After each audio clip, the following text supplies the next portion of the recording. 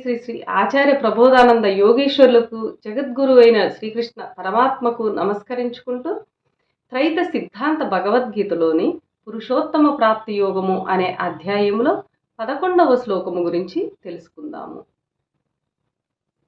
యతంతో యోగినశ్చైనం పశ్యంత్యాత్మన్యవస్థితం యతంతో ప్రకృతాత్మానో నైనం పశ్యంత్యచేతసః.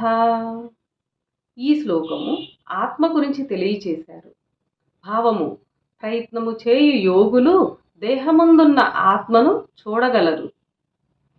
అచేతస్కులు అకృతాత్ములు ఎంత ప్రయత్నించిననో ఆత్మను తెలియలేరు.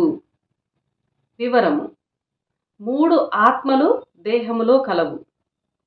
3 ఆత్మలు మానవ దేహములో కలవు. అందులో జీవాత్మ ప్రయత్నము చేసి ఆత్మను తెలుసుకోవాలి.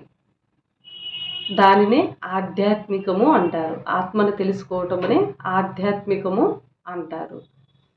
అలా ఒక విధానము ప్రకారము యోగ పద్ధతిలో జీవాత్మ పరమాత్మను చేరాలంటే మార్గము మధ్యలో ఉన్నది ఆత్మయే.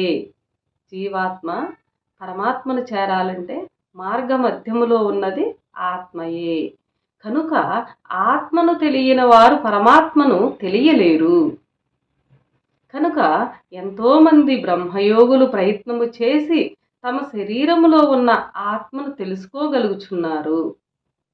అంటే ఎంతోమంది బ్రహ్మయోగులు మాత్రమే ప్రయత్నము చేసి తమ శరీరములో ఉన్న ఆత్మను తెలుసుకోగలుగుచున్నారు. మనస్సు స్వాధీన పడని వారు, బ్రహ్మయోగ సాధనలో కృతకృత్యులు కానివారు ఎంత ప్రయత్నించినను ఆత్మను తెలియలేరు. ఈ శ్లోకము ఇంతటితో సమాప్తం. అందరికీ నమస్కారం.